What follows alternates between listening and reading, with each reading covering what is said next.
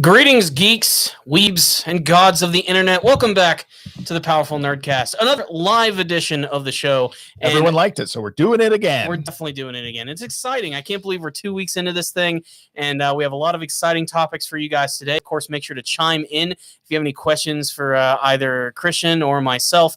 But we do have a couple of things on the docket today, some big things going on in the world of the internet and gaming and geek culture. Yep. So I'm not really sure where we want to begin, but I think one of the biggest pieces of news this week is Spider-Man. So That's right. The MCU is currently being brought back on track after this whole COVID thing. Movies, TV shows, all this stuff is coming back in the pipeline. And one of the biggest things that's going to happen this year is the brand new Spider-Man film. I'm super pumped for it.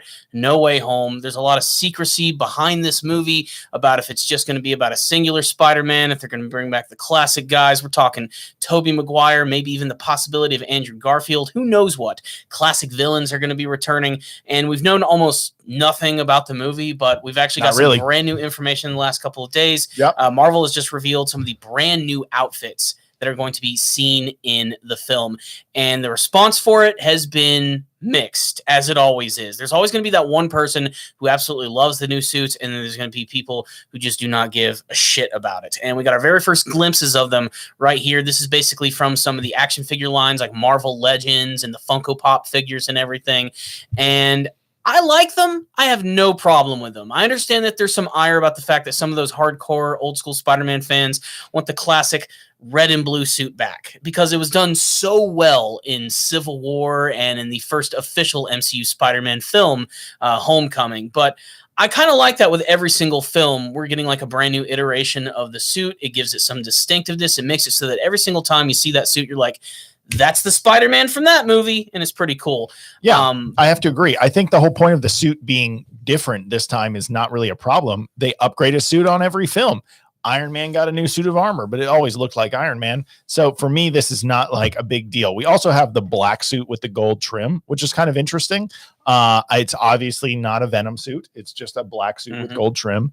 And then we have the arms are back, like the spider arms. What was that suit called with the arms? And stuff? I don't know what it was, like the Iron Spider suit. The Iron Spider. Kind of Yeah, the Iron Spider. So we have that. We have the ability of maybe the black suit can do different things. I think it's obvious it's going to be doing different things. Like it's going to have an energy beam or maybe it's going to be like some sort of like anti-electric ability or something. Maybe like a Wakanda. It's so common for Spider-Man to have these suits that have specific traits, attached to them. If you play like the Spider-Man games, they all have like a special ability attached to them. Yep. That's probably what these are going to be like. As for the one with like a lot of the gold, like on the spider and everything, I'm not really sure what the point of that is. It basically just looks kind of snazzy and cool.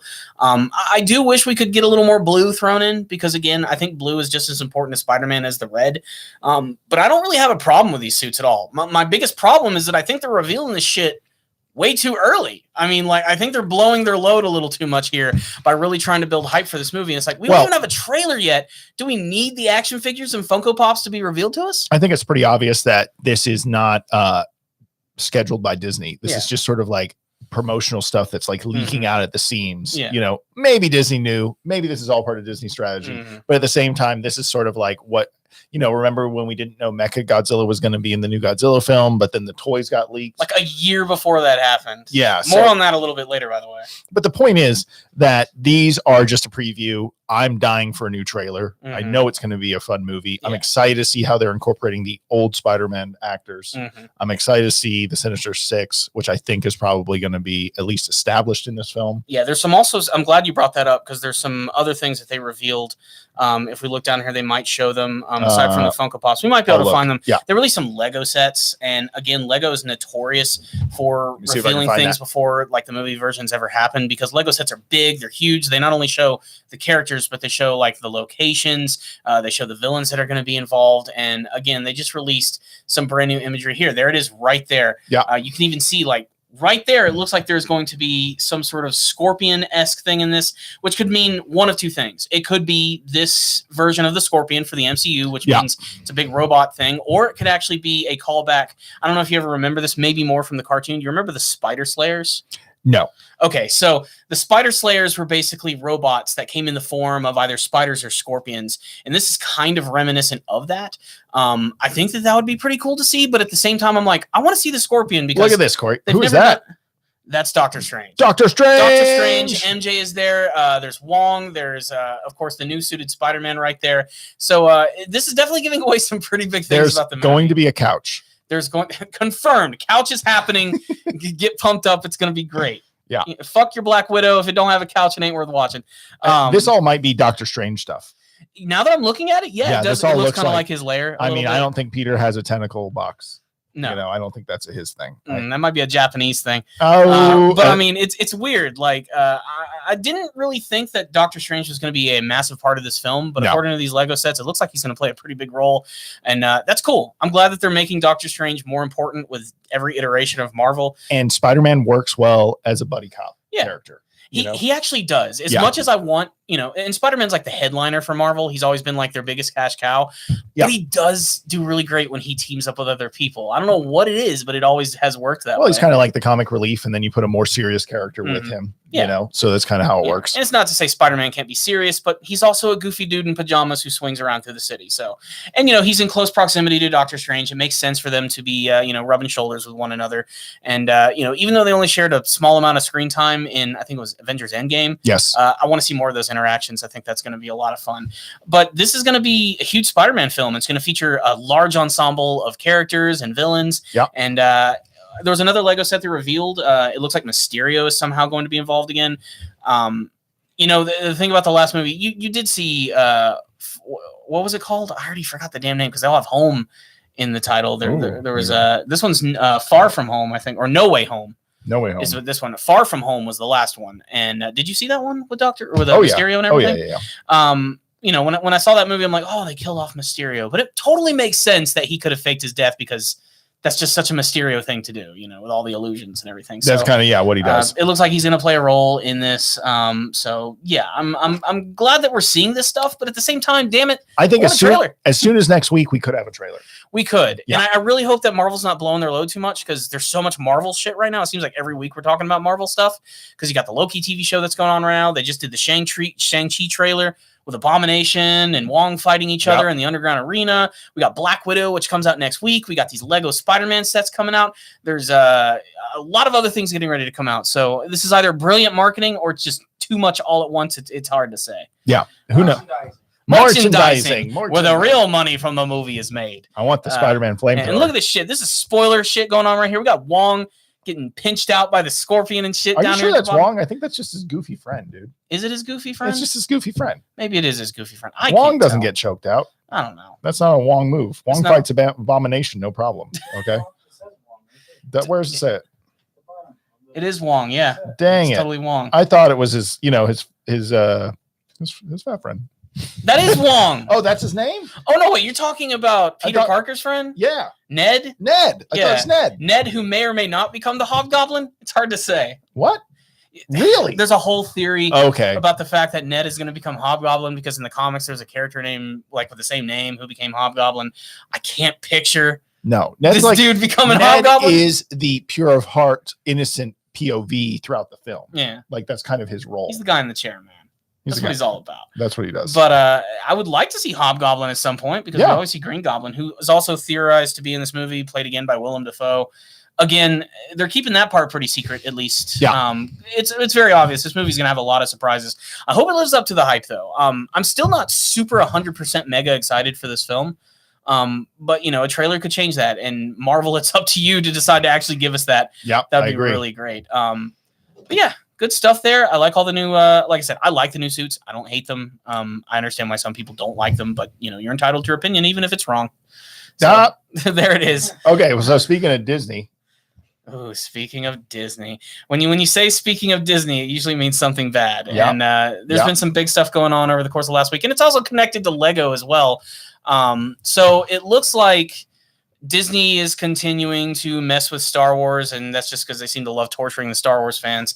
Boba Fett, big character, arguably one of the most popular Star Wars characters of all time. It's become even bigger in the last year since he made his big appearance in The Mandalorian. He's got his own show, The Book of Boba Fett, coming out this year, which, I don't even care what happens. I'm still going to watch that show. But they're making some decisions that are really just starting to piss off the Star Wars fans, and it's all tied to Boba Fett's renowned ship, which has always been known simply as the Slave One. Slave One. It's just the name of the ship. It's what it is. It's what it's always been in toy form, in animated form, in the movies, the spin-offs, the books, everything.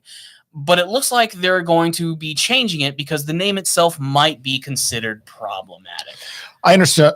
Let's take Disney's POV for a second. Okay. So that means, hey, we don't want to support slavery. We don't want to say we understand that this ship is probably a slave trade ship from back in the day, or it was just the name because it's a tool to Boba. So he says it's a slave. So he named it Slave One. I don't know the backstory. I'm sure there's lore to this. I don't even know the backstory of it. And I'm like a huge Boba Fett fan. Boba Fett doesn't have a backstory. I mean, he does now, but I mean, there was the original expanded universe stuff that Disney decided to sweep under the rug. Yes. When they created their brand new sequel trilogy continuity. Yes. So there is, stuff in the past, which probably has a firm explanation for the Slave One. Yeah. Originally there was an origin for the Slave One before Disney took over, which was it was a ship that was actually taken from a prison. It was stolen by Jango Fett.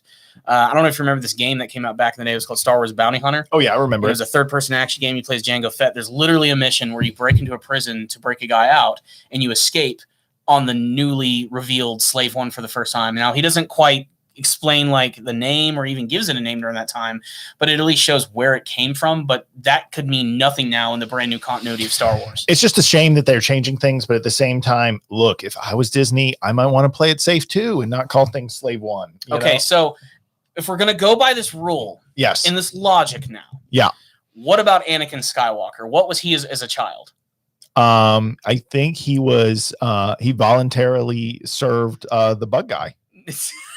No, he didn't. So what I love about this is what was Luke and his family? Weren't they like slaves? No, they weren't slaves. No. But here's the thing: slavery exists in the real world, and in the Star Wars, world. And I think one of my favorite things has been the memes that have popped up from this. Yes. So I think my favorite Star Wars meme is the one that you got me attached to most, which is the whole Anakin and Padme. Oh yeah, it's great. Thing. But my new favorite one has been what they've been doing with this one, where they have that scene from Episode 1. Where Padme meets Anakin for the very first time, and she asks him that question, "Are you a slave?" And they basically just take that shot of Anakin, and they superimpose a picture of Slave One on top of his face. He said, "No, I'm Boba Fett's starship." Because that's what they're going to be calling it from now on. It doesn't have like a cool name or a cool designation, the Mando Claw or whatever you want to call it. It's just Boba Fett's starship. And a lot of people are not happy with this. Oh, did you just find a... No, I couldn't find it. There's just a ton of memes all over the internet. Like I said, people have been having a lot of fun with these things. But the one with Anakin, if we can find that one, I don't know if I can find it. It's so much. It's freaking hilarious. And it's so perfectly timed. Well, it's just interesting. Look, I feel like Star Wars, they never called it Slave One in Mandalorian. As far as I know, in any of the movies. Maybe they had already done it. Yeah. And we just didn't know it was official until this Lego set came out. I think that's kind of the Legos. Again, the key to all outrage is Legos. Here's the thing. A lot of people are angry. A lot of people don't care. There's people in the middle, people on the outside. But there hasn't been like an official confirmation, as far as I know, from Disney about this. Like, even if you go to StarWars.com and you look up the ship, the Slave One, it's still called the Slave One. It doesn't have like Boba Fett's starship, and it's none of that stuff at all. But it's always been referred to as a slave. Like, if you go back in like the 80s and stuff, and you look at the toys, like, those old school toy commercials, it's like, you can have Boba Fett's ship, the Slave One. And there's kids playing with it and everything. Yeah, laser beams are going off. Yeah, all that. It's always been a thing. Yeah. It's just the way it is. I mean, it's just, and it's one of those classic ships that, like, it's so distinctive, not only because of the way it looks, but it does have a very striking name. And look, I get where Disney's coming from, but did it really need to change? I mean, is it going to erase all of the bad things that, has happened in history because you're changing the name of a fictional science fiction spaceship? Could you say the opposites are going to affect you if you... Yeah. And do you... Look. Don't point that out. Don't point that out. But I'm also saying, like, do you really think fans are just going to not call it Slave One? It's not going to happen. No, they're not. No, not at all. Oh, that's from a Robot Chicken sketch right there. Oh, yeah, this is... Which, what does it say? There are so many ads on websites that it's just, I'm getting overwhelmed. I cannot stand it, guys. But Michael, could you switch this quick? So this is actually from a Robot Chicken sketch. They superimposed Mickey's face over it. I gotta say, Boba, this is a beauty of a ship. Not crazy about the name though. Now the reason that's funny is because one, that's Disney saying that, but in that original Robot Chicken sketch, which is like 5 seconds long, by the way, that's Lando Calrissian saying it. Oh, because he's a black guy. Yeah, and he's actually voiced, by Billy D. Williams in that skit, which makes it even funnier. That is kind of funny. And it is. It's a funny thing. And what I love about it is like when I first heard about this, people are like, Robot Chicken predicted the future. Like when there's like the Simpsons stuff where they predicted the future. I think that look, the Simpsons predicting the future stuff. You want to go there? Yeah, it's bullshit. The only reason it's so accurate is because they've made hundreds of episodes. And you know what I watched the other day? What's that? A horrible movie. Some people may love it, so I'm kind of bad. I maybe shouldn't talk shit, but it's called wow, why am I forgetting it? It's a Chuck Norris movie where he has to take on this cop, or the cop dies, his old friend who's a cop that has a dog, and then the dog is the only one left because he's like trying to undercover like find out who the bad guys are, and then the dog is like the key to finding the bad guys. Yeah, so it's a team up with the dog. Just think Clint Eastwood with the monkey, but this is I didn't see that one. You never saw Clint Eastwood with the orangutan? No, that's a real movie, Corey. That's a real movie. Look this shit up right now. Okay. Like I've never heard of this before. Anyway, the point of what I'm trying to make before we go down the Clint Eastwood orangutan movie rabbit hole is that at the beginning of this movie made like in 1994 with not Clint Eastwood. Now I'm getting all mixed up. Chuck Norris. They are talking about The Simpsons. Yeah. And that's what I'm saying. The Simpsons have just been around forever. Yeah. Like in 94, this kid is like, oh, I love The Simpsons. And I'm like, wow, that's how long they've been around. All right. But we're looking up Clint Eastwood monkey movie. Like this is, you're really not joking. Like this is a real thing. It's like Down and Out or something. Down and Out with an orangutan. When did this come out? Like this sounds like something that would have come out long time in the ago. late 80s. Every Which Way But Loose. Every Which Way But Loose. Let me see. I'm not making this shit up, dude. Pull this up, Michael. Holy shit. Look at this monkey. Look at this. This is like 1970s. Yeah, this is early. Also, monkeys could rip your face off. There's a reason they don't make monkey movies. Yeah, fuck no. Like if there's one animal that I never want to like be around in real life, look at that. It's a chimp or an orangutan or a gorilla. That's real. Because they will fuck you up.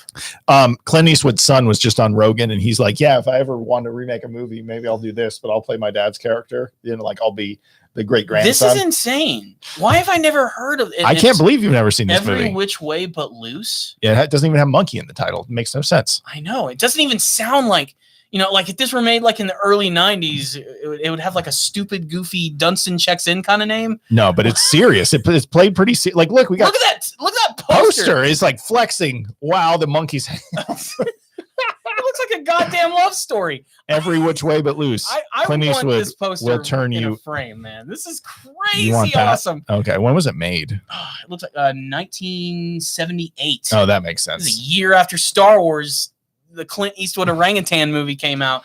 Wow, I must see this. I can't believe you never watched this. I don't know. It was on TV all the time when I was a kid. I've never even heard of this. Now I want to know the Chuck Norris movie, though. Oh my god, I want to remember that poster too. That is incredible. The artwork on it is impeccably awesome. Chuck Norris. Chuck Norris. How old is Chuck Norris these days? He was born 81 years old. Oh my god. Put that in freaking perspective. That man is. I would have thought he was in his 60s. Let's see if I can find his. Then again, I mean, I remember. Do you remember the Chuck Norris Karate Commandos? Oh yeah. That was a thing when we were kids. But God, so we got the Chuck Norris dog movie. You're gonna have to go to his filmography, man. I'm looking. I don't see it. You gotta scroll down. I'm gonna Wikipedia. Teach me your ways, Corey. The ways of Wikipedia. It's gonna be towards the bottom, man. Keep going. Do you want to look up his political views? No. No, I definitely don't. Go to filmography. That's when you know an actor's been in a lot if they have their own separate filmography page. Yeah, okay, that makes sense. So Delta Force. When the fuck did the Delta Force is awesome? Top Dog. There it is. See, that's the name. Look at that shitty poster. Look at that. Pull that up. Oh my god, that is that full screen. That is a shitty. Look at that horrible gradient. Look at that. Like bad Photoshop. That is awesome. The dog is wearing a clearly photoshopped hat. No, he's wearing that shit for real, man. He's the top dog, man. He's gonna help him solve the. It's the goofiest looking dog. one's tough, one's smart. Yeah, but they won't tell you which one's which. That's the joke the whole time. And It's the acting is so bad in this movie. I mean, like Chuck Norris is passable. But also, do you know Chuck Norris, his brother, directed almost all of these films, and that's I didn't even know he had a brother, or that his brother. I think it's like Andrew Norris or something. Andrew Norris, like not as cool as Chuck. Not as cool. But the point is, this movie was absolutely dog shit. We need to have, pun intended, I guess. We need to have like a marathon with every which way but loose. Top Dog, and I don't know. My wife, she wanted to watch. She wanted to watch. K-drama, not K-drama, K-pop music videos. Yeah. I was like, I will watch one or two of them, but then you let Top Dog. And then as long as you let me pick any movie and we have to watch the first 10 minutes, like I'll give you 10 minutes of K-pop movies. And then I just pick the most horrible movie I could find on the internet. And then we watch this and she's like, please, let's stop. And also the other thing about old movies, they're so slow. It took almost, we watched for a while, to be honest. It took almost 20 minutes to even see Chuck Norris. And he's the fucking main guy. Top billing actor. Why does it take 20 minutes? Was it all focusing on the dog and his owner? There's a lot of backstory. You know how the guy gets killed because he tries to go into the drug smuggling ship and then they catch him and they shoot him and the dog. Yeah, this poster totally says drug smuggling ship on it. And, they make a lot of jokes that he doesn't look like a German Shepherd. Like he's not the traditional. Okay. So and then Chuck Norris goes into the cop's office. He goes into the commander. Yeah. And he's like, meet your new partner. He's like, that trope. I'm not going to be partner with a dog. I work alone.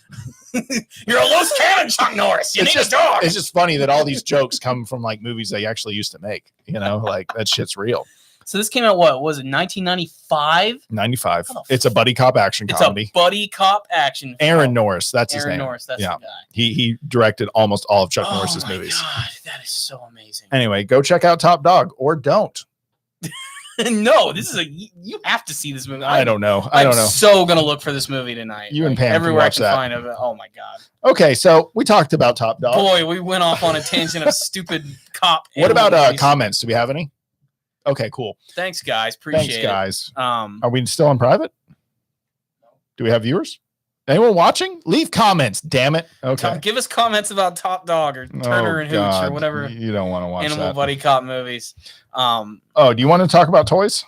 Let's talk about toys. So, oddly enough... This website sucks on an iPad. Okay, keep going. So, oddly enough, growing up as a kid, especially in the late 80s, early 90s, action figures and toys were like a big thing for us. I don't think they're as big for kids this generation because of, iPads, technology, phones and all that stuff. Yeah. They don't need that TikToks. Shit exactly. The TikToks. They don't need that stuff anymore. So there was this period for like the last 15, 20 years where kids have not been playing with toys. And all these toy makers are like, shit, what are we going to do? We got to appeal to people. What about dudes who have stringy ponytails and fanny packs and live in a dark dungeon called their parents' basement? How can what about successful millennials that now want to go back and buy things that remind themselves Sure, of I guess that market's okay. Yeah. Let's see how we can sell that shit to them. And the action figure market has definitely appealed to an older generation at this point because they want that cool thing that they loved as a kid that they can put on their shelf or on their work desk. Yeah. And there's no doubt that we have fallen into that trap pretty fucking hard. Dude, I love a good figure. I'm not going to lie to you guys. These figures, what website are we on? Just so if anyone wants to see. We're on Toy Arc, which is my favorite site for looking up action figure news. And, they do everything from the figures to the expensive stuff like Hot Toys and statues and all that other stuff. And it's just, I always go to this place for this news and everything. Yeah. I like figures. Corey and I, we started maybe 2 years ago. We put a shelf in the office here and we're like, hey, let's put some figures on it. Kind of like, hey, let this represent a kind of like our office culture. And we'll go find things we like and we'll go put things on the shelf. And I think we started with a Goku and a Vegeta from Neca. SH figures. Or SH, not Neca. Love both those companies. And they're awesome. And they're super posable. And they come with face sculpts that you can put on the faces. And they come with like blasts and stands and all sorts of stuff. Articulation. Yeah. Make them look really cool. In your ankle pivot for all the Shartimus Prime out there. Yeah. You got to have that ankle pivot. So and then little by little it sort of snowballed. Like you said, we started out with Goku and Vegeta. Then you got the Ed 209 from RoboCop. Look at that head sculpt. That is beautiful. I know the lighting's also perfect. There's a lot of cheating here to make that look good. They do full photo shoots with these figures and make them look as awesome as humanly possible. Yeah. That's Hot Toys stuff, though. They look exceptional. Oh, Hot Toys. They're also exceptionally expensive. We have yet to buy a Hot Toys. No, I haven't gotten into that shit yet. But you got some RoboCop stuff. We started going into the world of NECA. You got like a Predator figure that's really fucking awesome.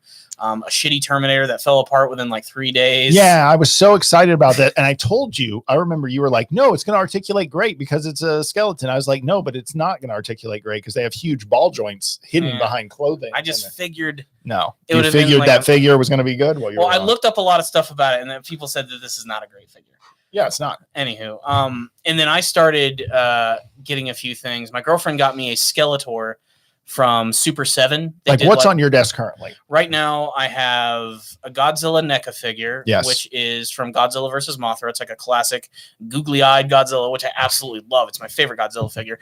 It's dude in a suit, 100%. Exactly. Yeah. I got Skeletor, which was made by Super 7. They made a classic Filmation version style of Skeletor, which I love, and other guy in our office, Michael, absolutely fucking hates for some reason. He likes to shit on I don't know why you hate Skeletor so much, man. He's awesome.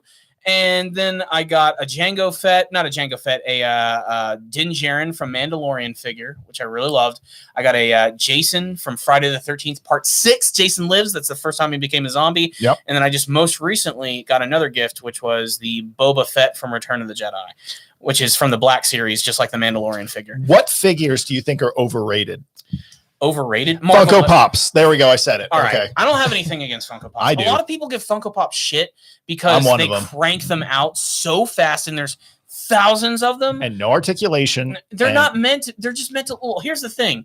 Articulation or not, like, when we're buying these toys, we're not playing with them. We're putting them in a cool pose, and we're letting them sit on a shelf. I play with them for the first 10 minutes I own them, and then I put them on a shelf. And you're right. Like, when you play with them, what do you mean? Like, do you literally pew pew pew pew? No, I just mean like I want to. You want to make a cool pose. I look at the box, and most of the cool poses are on the box, and I try all the poses, and then I realize which ones are actually sustainable to leave the figure in that position for the longest time. Yeah, and then I stop playing with them. Okay, but I always save the box so I get some posing ideas. Yeah, and I love boxes that are safe to open. You can put things back into. But going back to the overrated ones again, I wasn't going to say Funko Pop. I was going to say Marvel Legends. Oh, and Marvel, and I have a couple Marvel, and there they are right there. The new ones from the new Spider-Man movie. Why is that guy? So one. Why are they doing that, dude? Who does not want a J.K. Simmons action figure in their office? I don't. Maybe it'd be appropriate for us being video production and be like, give me that goddamn video, or like whatever he says. I want them pictures of Spider-Man. I want that picture. Like, I don't know. I just think that's pretty off. Because you're saying that, I really want to get one now. No, like I totally want a J.K. Simmons action figure. I mean, here, I want a dumb figure. Super 7, another figure company, has a Powdered Toast Man figure that I really fucking want. I want that Powdered Toast Man figure. Or feel free, if anyone's out there wants to send it to us, we'll gladly accept it. We'll take it, guys. We'll take the free action figures. Yes. But I love Super 7. They're kind of an up-and-coming figure maker. They do really high-end stuff, but they also do super cheap stuff, which I love. I love when they give people You got to do options. range. You can't just do a $200 plus, $500 plus dollar figure. Like Hot Toys is great, but it's like literally out of reach for us. And NECA is great because they're mostly like, Mighty Morphin Power Ranger range. They're getting ready to start doing a high-end Power Ranger series from Super 7. And the first one they're doing is not even a Ranger. It's Goldar from Put this up, please, Power Michael. Rangers. And it looks awesome. It looks incredible. Just yeah. Like if that came out when I was a kid, I'd freak the hell out. Okay, here we go. Uh-oh. They're trying to make us look at shit. But yeah, the Goldar figure I think looks awesome. They're like, fuck the Rangers. There's been a million of those. We're gonna make Goldar a figure. Let me see. But you can see, so they do these cheap, like look at these right here. These Back to the Future ones. They look very like crap, cheap though. But they're super cheap. So if you wanted like all the different versions of Marty, you're going to be in like less than $100. You can buy alternate universe Evil Biff, who is based on Donald Trump. Yeah, basically. Sorry, no, he is. Like he is based on like Donald Trump. There's your Ren and Stimpy stuff. They do sports. There's a fucking look at that Megazord, man. Oh, not as cool as the one I actually want. Not as cool, but I mean, it's like if you want like a big, cheap, awesome looking Megazord that you can put on your shelf. Like that's it right there. That's it. Really cool. Again, and it's only $85. Actually, that's a lot. It's a big one though. Yeah, it's cool. It's a big one. But they have like smaller ones and like less detailed stuff. Keep going. I want to see the Power Ranger range. Let's see if they have anything on Power Ranger. I know they have the cheaper ones because I've actually seen them in the stores. So here's the high end ones. Like look at this Green Ranger. Like that's going to be. Oh, he's doing the flute. Like I kind of want that. Yeah. But my problem, I hate when they and this is what happened to me with the NECA Teenage Mutant Ninja Turtle figures. Yeah. You can't just get one turtle because they're a team. Like I love Raphael. You could just get the blue one and you're done. You could. But they're like it's like the same thing with the Power Rangers. Like if I got the white ring or the green, you get all of them except the purple one because no one cares about that guy. Oh, dude! Don't rag on Donatello. Donatello's the shit. Look the red one. You know you want that. I think everyone. It just came a little. Look at that thing. Look at the background. It is exploding out of a volcano. Come on. $55. If they make all the Zords, I think they're only launching this one. You can combine them. No, they don't do that. Oh, that would be so awesome. That looks cool though. That looks so cool. I'm buying that. No. I need it. Well, all right, I'll take this back. If they make a Dragon Zord, I'll buy it. Here's the thing, guys. Also, if you want to send this to us, the address is below. Send us your shit. Send us your shit. But yeah, this is the high end. If you go back, maybe you'll see like an example of some of the cheaper stuff that they have. Possibly super expensive, fucking $55 Putty Patrol action figure. This is it. This is like all right. Making. So this is like the. Hold on a second. One here. I'm gonna just look at the filter real quick, see if there's anything. So these are the Ultimates figures. Okay. This is all they're launching with right now. Why are they launching the yellow? I don't know. Not my favorite. Well, they're gonna eventually. I feel bad because that actress did die, but I like the. And Trini's awesome, man. Don't rag on the fucking Tiger Ranger. I like green. I like red, and that's it. If you get her successor too, you can change out the head. The head sculpt. Yeah, Aisha, I think is her name. Yeah. Well, I want a Putty Patrol. A Putty. That's what I hate about this shit, man. You get one, you got to get them all. I want all the henchmen. Like I want a Putty Patrol, and then I want a Foot Clan, and then I want you want all. That's a good idea. I just want the henchman collection. Yeah, that would be cool. And NECA makes a great foot soldier. I know they do. They do the movie version. And this stuff is for sale at Target. You can, well, yeah, a lot of NECA stuff you can find at Target. Yeah, and Super 7 stuff. If you're lucky to find it, it's better off ordering it on the internet. It really is. But even then, it can be really difficult, especially when a lot of the shit ends up being like Comic-Con exclusive crap. This stuff is really tough to find sometimes. I feel like sometimes it's promotional material that's never meant to make enough for the actual public. No, it's goes to the scalperverse at that point. Yeah, the scalperverse. Which is that controversial nowadays when it comes to a lot of these figures. But yeah, like that Goldar looks really cool. I want that. Nerd. Hasbro makes their Legacy Collection Mighty Morphin Power Rangers. Those look really great. I've almost like 10 times in the last like 2 months put the Green Ranger in my shopping cart, and I'm just like, I just don't need it for anything. I know the one thing I've always wanted. What's that? Well, there's like so many figures I've always wanted. Yeah. Let me see if I can find it. There's always those toys as a kid that you never got that you always wanted. And I can definitely think of a couple. A lot of Power Rangers, one for sure. But that's because when we were growing up, that shit was tough to find, man. Especially those Zords. They were really tough. What is this another Power Ranger one? Yeah. Is it going to be? It's a high-end Zord. Is it the one that like you can combine them all together? Or? I don't know. I can't find it. It was like a $300 figure. Jesus Christ, that's ridiculous. I was lucky enough as a kid that I actually did have them. God, I wish I still had it, man. I had the Megazord, like the one that came with all the individual ones, and you could like put it together and everything. Yeah. Of course, you get older, you don't want your toys anymore. You end up just giving them away. Then you become an adult, and you're like, why the fuck did I give all that shit away? And then Pokemon's cards get really expensive. I know. And I wish I had all my Jurassic Park stuff. I had like 30 dinosaurs. I had the whole compound with the fence. I had the fucking van. Like, I had all that stuff. I had the T-Rex. Oh, so good. That one right there, like, down below in the middle is kind of the Megazord I think I had. Here's one that's really expensive. But okay. That's only $872? But it does break apart. It does break apart. Oh, that's the Legacy one. That's why it's so damn expensive. It's just like a slightly more high-end version of the one that we grew up with. Yeah. It's ridiculous. I'm not buying that. No, you're not going to spend nearly $1,000 on all that stuff. I'd like to rather buy, like, new tires for my car. Like something a little better. But you could have a Megazord. Yeah, you could. Okay, what was the other thing we were going to discuss? Oh, TV shows we really like right now. Okay.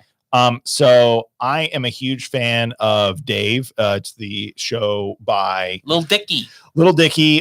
He has a show kind of like a fake documentary about how he became famous. It was kind of like the first season. I haven't seen much of season 2 yet, but I know that he's just a really good comedic writer. And his production company is actually the production company that Kevin Hart started. Okay. And Kevin Hart knows comedy. You know, like Kevin Hart's a really good comedic guy too.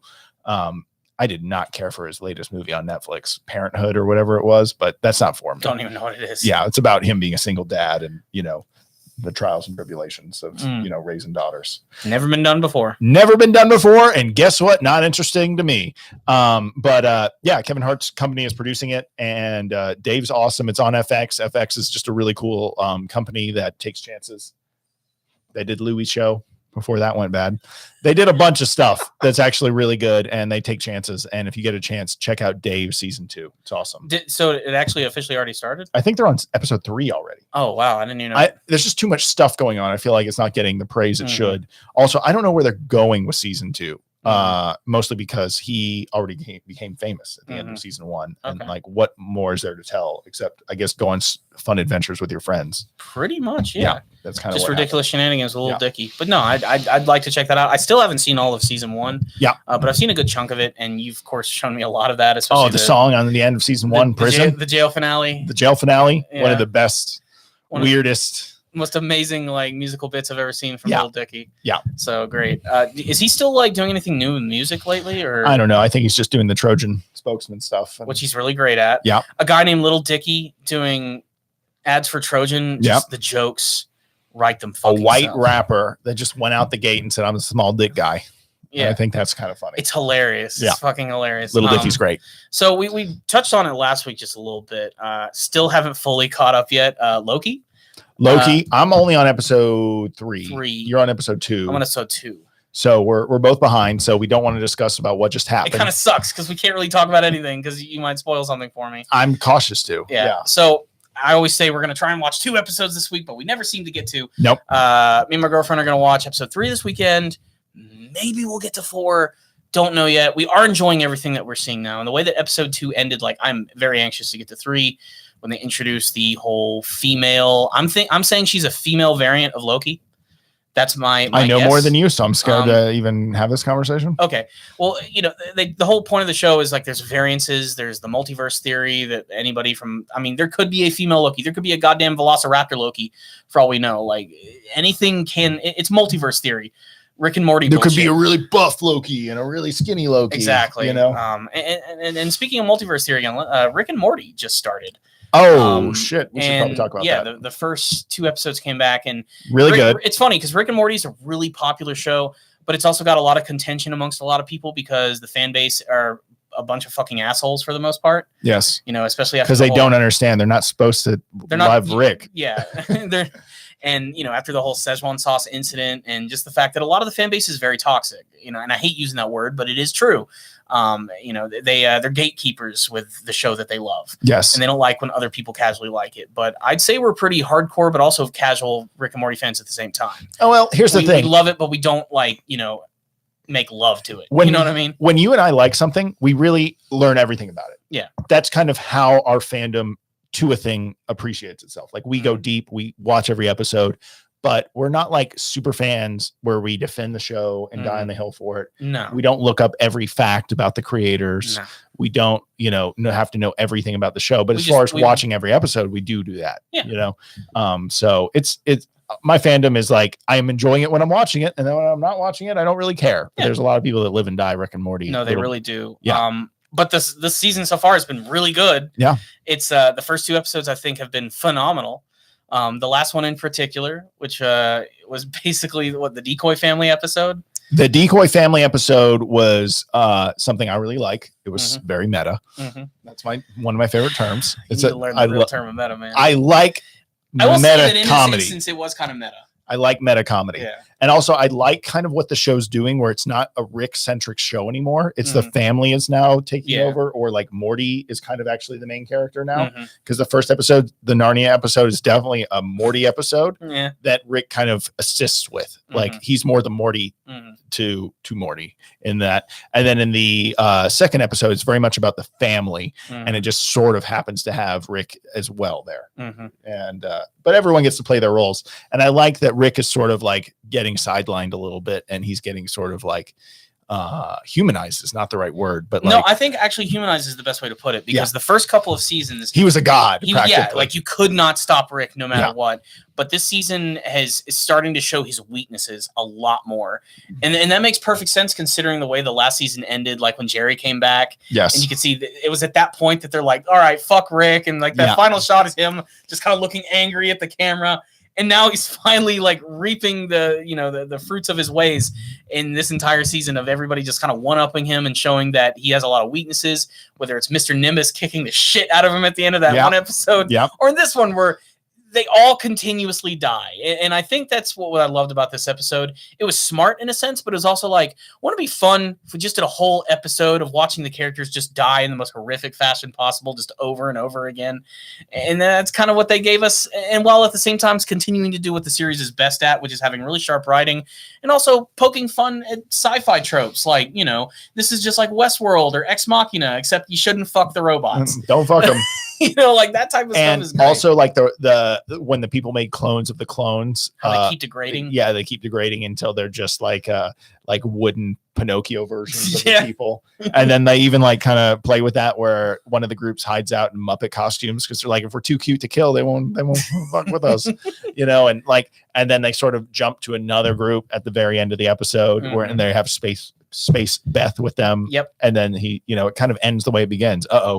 Another decoy just family died. Like it's pretty ambiguous. Like you don't even really know at the end, like, is that really the real family or not? But that's kind of the point of the episode, is just, it's one of those goofy sight gag kind of episodes that just worked in that sense. And it was really sharply done.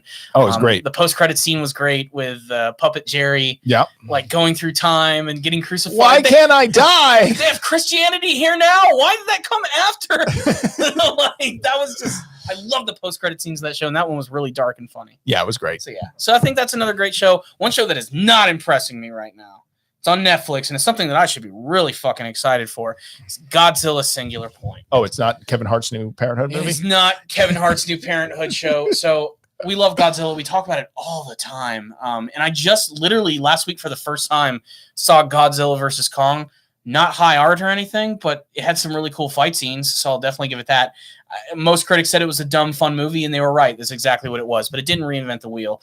So I was really excited when I heard that Godzilla Singular Point was finally going to be coming to Netflix, and I watched like the first couple of episodes, like right after watching Godzilla vs. Kong, and it fucking sucks. Like, it's really bad. I wouldn't say the writing or that's the a shame, animation because I wanted it to be good. It's just one of the biggest complaints about Godzilla has always been that the focus is entirely too much on the humans and not on the monsters. People. And you have to have that human element. You just can't. It needs to be relatable. I don't even know if it needs to be relatable. It needs that element to give it a story. You can't just have prehistoric Earth and a bunch of monsters fighting. I mean, you can, and it would look cool, but there wouldn't be much to it in terms of the actual substance behind it. No. You could try to humanize the monsters a little bit to do something with that, and I'd like to see someone actually try that at some point. But the fact of the matter is... You want to see Godzilla cry? No, I don't. But the fact of the matter is that's always been kind of the point of Godzilla, is that we're living on this planet with him and we have to deal with it. So that's been one of the cornerstones of Godzilla since his inception. And this movie is another brand new alternate universe kind of thing, different from the other Godzilla anime that existed before it. It's a lot more modern and more standard anime fare in a sense. And a lot of that is owed just to the characters themselves. But like, you don't even see Godzilla. I think you described the first episode as a bunch of people sitting around doing math. Talking about mathematical equations and theories which make no sense. It's all technobabble just being thrown at you. And it's like, you don't understand that? Well, I guess you're not smart enough to watch a show. No, it fucking makes no sense at all. It's just a bunch of scientists who are investigating some weird, mysterious thing that we don't know anything about. And then suddenly monsters just show up out of nowhere. And interestingly enough, they're not like they are traditional monsters. Like the first one you see is Rodan. Yeah. But it's not like giant Rodan. Like it's Rodan that's like the size of a dump truck. Yeah. And it's still destructive and powerful and everything, but like you don't really know why. It's dinosaur size. Yeah, exactly. You don't know why it's here, what it's doing, what its purpose is. One of the most interesting things they brought back was Jaguar, which I think is he people sized or it is it's like building size. It's about building size. It's not like massive or anything, but it's like a reinterpretation of Jaguar, and it's still just as goofy and crazy, but it works a little bit more within the context of this series because it is kind of tongue in cheek. Yeah, there are some serious moments to the show, but man, does it take its freaking time in actually getting to anything. Like 3 episodes in, you get like maybe 2 major monster scenes. You don't see Godzilla like in full until halfway through the series. Whoa. Which is a massive disappointment for me. And that is something that a lot of these fucking Godzilla movies and spinoffs lately are forgetting. Sometimes you see like the monster in flashbacks, but you're saying they don't even give you that? No. Like nothing for like the first episode. You don't even, his name is never spoken. Whoa. There's no mention of God. That even is even in the intro of the show. That is some bold world building. Yeah. Even in the intro of the show, you don't see Godzilla to the last like shot. And it's like a super twitchy, covered with all of these transitional effects and like overlays. You don't even really like get a good look at the dude. And I love the way Godzilla looks in the show too. He's traditional, but also kind of different. It seems like they took elements of that last Godzilla, and then they merged it with a normal Godzilla, and that sort of especially when he fires his atomic breath, like his mouth opens really wide, yeah, and it creates this like cool effect of like these energy rings appearing outside of his mouth before it just explodes out. Yeah, it looks really cool, but man, is it a slog to get there. So I should just skip to episode like 4 or 5 and then like my advice is go to YouTube and watch the action scenes. That's and what I do. What sucks is they don't even last that long. You just wait so long. Like I said, last Saturday, me and my girlfriend, we watched Godzilla vs. Kong. We're like, okay, that was fun. That's kind of cool. She's like, I'm going to play my game now. I'm like, all right, I'm going to watch this new Godzilla anime right now and see what's up. 2 episodes in, she looks down for, he's like, has anything happened yet? And I'm like, no, they're just talking. And it just, look, like I said, you got to have those things in Godzilla, but it just does not fucking work in this. What is cool, though, is that they do bring back a lot of classic monsters they haven't seen for, like, Anguirus is back, and he has a really great redesign. Fucking love Rodan Anguirus. is awesome. They reinterpreted another old monster. So in that sense, it's good, and I still actually like it more than the other Godzilla anime they did, which takes place, like, in the far future and in space. It's so funny. Look at this one area of episode 12. This large explosion triggers someone's calculator. And that, to me, your math problem. Isn't that exciting? This is calculator, guys, in the Godzilla show. It's ridiculous. Like I said, visually, I really like it. Like, I love the character design. Like I said, they're very modern anime. Like, the characters look like they could appear in a slice of life show. Yeah. But on all the monster, the kaiju themselves are they're done in CG, which your first instinct is not that, but it's actually some of the best CG animation that I've ever seen. And I really like that there's a clear distinction between the humans and the monsters, because I think that monsters work in CG because they are otherworldly and weird and they move kind of strange. And they're not based off anything in real life. Exactly. I mean, they can take inspiration, but the fact of the matter is they're movie monsters and they're meant to move and act in a very weird way. So if you're curious, check it out. But like Godzilla curious, it's just not too curious because you're not getting much. Yeah, it sucks that I'm glad they've been attempting it, because I've always been saying, like, why have they never made like a Godzilla anime? And they've done it a couple times now, and they still just can't quite get it yet. Focus on Godzilla, please. Come on, guys. But like I said, if you're a fan of the series, check it out. I mean, looks cool. It looks cool. When stuff happens, but it's a lot of technobabble with giant monsters for like 10 seconds. So yeah, there you go. Well, there we are, guys. So, do you mind if we? Yeah, I think we can go and wrap. Yeah, guys. Well, here's the thing. We really appreciate you guys coming in for our live episode 2 of the Powerful Nerdcast. This is episode 109 of our podcast, which is pretty awesome. We broke 100. So, yeah, guys, thank you so much for watching. If you liked the video, you got to subscribe to the channel. You got a thumbs up. We should have said that right at the beginning. Yeah, effed up there. But thanks for leaving comments, guys. Thanks for watching. Thanks for everything. Thanks for subscribing. We'll be back next week sometime. We're going to try to just keep going live because, man, this saves us so much time. We don't have to edit anything. Yeah, we just put it out and it's done. Thank you so much. And thank you, Michael, our producer back there, for producing the show. I assume no questions came in. A few. Give us one. Do we have time? Give me one. Something. Let's see what we have. No, I want to answer questions. I want it. are your thoughts on E3 this year? Oh, okay. Well, All let's right. keep that with sub 10 minutes, Corey. Let's Okay. start. All right, so E3 this year almost felt like it didn't happen sometimes. Yeah. This has been the most interesting E3. Digital events are easy to pass up. Yep. Yeah. Sony wasn't there this year. They never said, are. fuck that. We're not going to do anything. And for me, it was a disappointing event. I thought it was a Nintendo's year all the way. I mean, I'm a Nintendo fanboy, and Metroid Dread just blew me the fuck away. Michael, our producer in the back, knows because we were doing a shoot that day. But We need were to waiting. reveal. We need to film you one day reacting. I've only done like one Nintendo Direct reaction, and it was when they revealed Banjo and Smash. Yeah. And I flipped the fuck out. I know you But did. I remember because we were having a shoot that day, but it wasn't for like a couple hours, and I was back here at the studio having lunch, and I was watching the Nintendo Direct. I remember Michael walked upstairs and he saw me reacting to Metroid Dread, and I didn't even have a camera on me, and I was freaking out when I was watching it. And it's true, Metroid Dread has me hard as a rock. I'm super pumped for this game. I'm literally taking a day off just to play it. I am a huge Metroid fan. It's one of my favorite franchises. Samus is my favorite video game character. Years ago that they're making Metroid Prime 4, which I'm super pumped for. Even when they revealed just that, the title, I think I flipped out then too.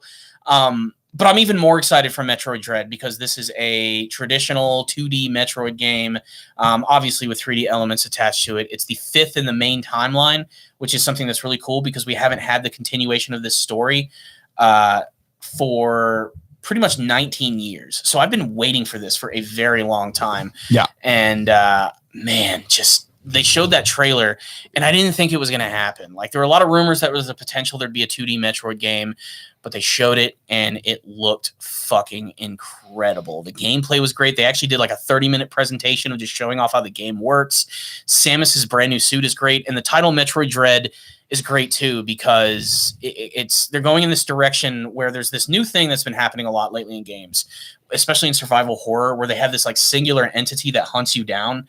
Whether it be Mr. X from Resident Evil, yeah. or Nemesis. What is that game, Michael? Is it Dead by Daylight, or what is the game where a killer hunts you? You played it, didn't you? You told me about it. I think that's what it is. Right. Maybe it's kind of like that, where there's an enemy in this game which is a robot, which is called the Emmy, and it basically hunts you down the whole time in the game. And I'm excited, and I'm so excited too because it's been topping the charts in Amazon.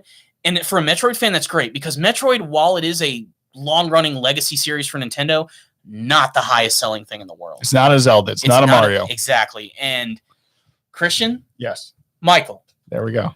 Buy this when it comes out. If you don't buy it, I will buy you a copy just to support it. Well, let me announce I'm not buying it since you're paying for it. Just consider it. These games are freaking incredible. They're giant. They're open world. Lots of exploration.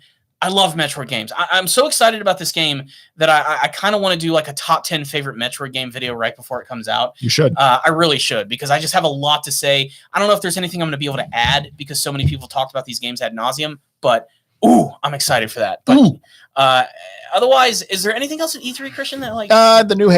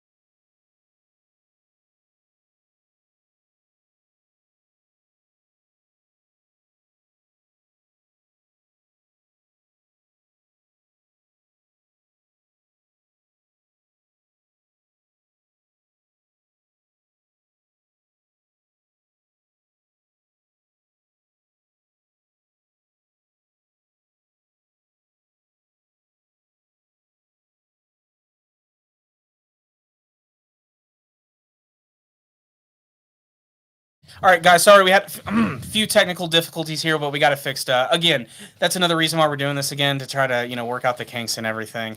But we are back. Let's get back to what we were talking about. Yeah, so the new Zelda trailer looked great. I'm Yep. really excited about that. The some of the Halo stuff looked great. And to be honest, this E3, I don't have a great impression of it because I don't think anything wowed me. Nothing will wow me as much as like 2005 E3 when like Xbox came out, PlayStation came out, the new PlayStation. Like that's like the golden E3 for me. Like, and nothing will probably ever through nostalgia be able to beat that E3. But this is I'm excited about the new Switch games. I'm excited they're re-releasing Advance Wars on Switch because I did sort of enjoy that game when I was younger. That one is going to be really awesome. And, you know, I only barely played Advance Wars back in the day, but I know a lot of people who enjoyed it and really played it. And little by little over the years, I've gotten into some real-time strategy games, and like, you know, I like Fire Emblem now. I didn't used to really dig that series that much, but this is a little more traditional, and I'm excited for that. And it's gonna have online play, which is great. It's got a brand new art style, which is still reminiscent of the original. I think it's safe to say Nintendo won this one. Yeah, Nintendo just to me had the biggest offering. Yeah, it wasn't like here are the 5 games to look forward to. It's like no, here's like 40 flipping games. You know, and they're all WarioWare. Which is going to be so fun to play with people in the new Mario Party. To me, the Switch is finally getting the sort of library that so many of the other systems had. You know, I think the Switch has been phenomenal since release. Well, personally. I'm not saying it's been bad. I'm just saying that like or the Switch is getting all the library of Nintendo up to date finally. It's not that other systems. Everybody's getting their rep. Yeah, you know, everything's getting it. We've got Pikmin now. We've got all these other games, you know. Where's my Star Fox? And I love all the independent titles that are on the Nintendo Store. Yeah. Like I play Hyper Light Drifters. I love that game. I play the Stardew Valley, which I played obsessively for a while. And then I realized why people lose so much time to that game. And then I also played Streets of Rage. The new Streets of Rage, was it 4? They showed some new Streets of Rage stuff. Yeah, because they're going to launch some DLC for that. That looks really cool. I love those games. I love Streets of Rage. You can hand a controller to someone, and there's depth to that game if you want to know strategy, or you could just smash the punch button and get through the whole, you know, thing, no problem. I mean, it's hard to get an S rank that way. Yeah. But if you want to just play the game, you can just play the game. And then one of my other favorite things is the 1UP Arcade company is coming out with more games. They're having a new Street Fighter one that has upgraded buttons. They're re-releasing Turtles in Time. There's a new TMNT beat 'em up game that's coming out. I think it's called Shredder's Revenge. I'm all about that. It looks really fun. It looks like it's going to be fun with a lot of people, up to 4 players. Yeah, that's the type of stuff I'm looking forward to. You just got the the latest Smash Brothers character. Last Smash Brothers, they revealed Kazuya Mishima from Tekken. Yeah, it was really fun. I just downloaded him the other night. Playing as him was really cool. I can't wait to see what that final character is going to be. Aside from that, I still don't want a PS5 yet. That being said, find one, if you can find one. That being said, there were a few things that I thought were really impressive. They did show off. I haven't even played the first game yet, but the new Horizon game. There's no denying, technically speaking, that game is just an absolute jaw dropper. I don't know what that is. I'm going to have to go back and look that up. I think it's called Horizon New Kingdom. It's got some sort of a fancy new name. But it is this. Do you remember that game? Where you're like the prehistoric girl? Yeah. I played that game. My cousin invited me over and he let me play like one of the later levels. And it was Zero Dawn. Horizon Zero. Forbidden World, maybe? Yeah, Forbidden West. All right, so Forbidden West. So now there are robot buffalo. Whatever, but it's like it's more tropical looking. They showed off some gameplay demos of it, and it looked pretty frigging incredible. Yeah, it looks pretty good. It looked really great. It's a very interactive game. Like the way you battle them, it almost feels like a Shadow of the Colossus game. And how but like more modern. You know, they did announce that Resident Evil Village is going to be getting big shot DLC. The game was super successful. We don't know what it is yet. I don't even think Capcom knows what it is yet. I don't think they intended it for it initially, but boy, this game has just sold amazingly. So they're like, yeah, we got to make some DLC for it. And I don't know what it's going to be. Is the fly swatter going to become canon? It might be. Smack the lady's butt. Lady D ass with the fly swatter. But E3 this year was, I think, the weakest one. And it hurts to say that because I loved a lot of the things that are coming out for Switch. Like literally there's at least another 7 games I'm going to buy this year just for the Switch alone. Like I'm very excited for that, but I'm still going to wait a little bit on this PS5 thing. Again, they're hard to find and there hasn't been a game yet that I'm like, I need the system for that. That's the other thing. Michael and I were really excited with the new Pirates expansion pack, which is free. Jack Sparrow. The Jack Sparrow one. It's just an Pirates update. Of the Caribbean. Yeah, I already downloaded it. Michael, you need to get it downloaded. I haven't played the game yet, but it's downloaded. And looks great. Pirates or Sea of Thieves. If you've never played Sea of Thieves, It may be a game that came out a long time ago. Mhm. It's one of the best games out there, especially with your friends. It's a friends game. Like if you play by yourself, it's a little overwhelming. Watch some YouTube videos, try Sea of Thieves. It's fucking amazing. And was some of the best like friend time I've ever had on the internet playing with people. The community for that is really big too. Yeah. You know how I played with people for the first time? I just went on Discord and I found the largest Discord channels for Sea of Thieves. I just went into open channels to find people who would play with me, and they sort of like guided me through it. I'm a little bit more of an extrovert probably than an average person, so I could kind of navigate those waters. But I found that kind of enjoyable to like go there and like push through that.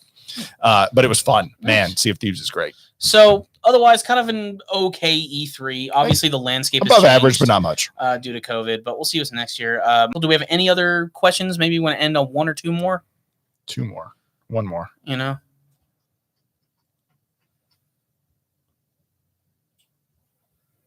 Nothing? Is there nothing? Is there something you want to ask? He just doesn't want to say the name, but it's okay. Anyway, guys. I want to see. I want to see if there is at least one more. I'm intrigued. Honestly, really not. Okay. Well, in that case, again, guys, we're going to go ahead and wrap it up here. We do appreciate you watching and giving us your questions. Please make sure to try and tune in each week. I'm going to see if going into the future, there's a way to schedule these out so that we can get kind of a warning to you guys of when they're going to drop. Yeah, we're trying to say like every Friday at noon we do this, or if we do it, we'll pick 2 days that it's either or. You know, it's like we'll do it's either on Wednesday or Friday. So if we have to schedule work, we can say, okay, we'll push for Wednesday, or we'll put out some tweets or something. And I think there's a way where you can kind of like give out like a premiere date. Yeah, you can schedule live events. Yeah, so we'll schedule a live event so that way you know it's coming, as opposed to just going live. Hey, here we are. Hope you saw us when we were live. Yeah. Again, remember though, if you ever want to see any of the previous records, just look at our live uploads. And now you will be able to see all of the uploads as they come out. But we'd love to have you guys be a part of the show as we do it, because, again, it's fun. And we love to take your questions live. And, again, it's awesome doing this live because we don't have to spend hours doing the editing. Woo! There it is. So, guys, thank you again so much for watching this. Remember, if you are indeed liking our content, subscribe to the channel for more just like this. Remember, we don't just do these live podcasts, but we also do anime reviews, Patreon-styled reviews. I just did a big Patreon review this week on the irresponsible Captain Tyler. I have another one coming up soon. I just did a review on the brand new Gundam film from Netflix, Hathaway's Flash, which was a question from the last podcast. I said I would do it, and I did it, and it's awesome. So check it out. And, of course, make sure to hit the like button. It helps out these videos a lot. YouTube algorithm thing. And make sure to check out our Patreon. Making those monthly donations really means a lot. You don't have to donate a lot, just a little. It helps. And remember, first-time donators, I will review an anime series of your choice. Otherwise, that's it. We'll see y'all next time. Later, guys. Bye, world.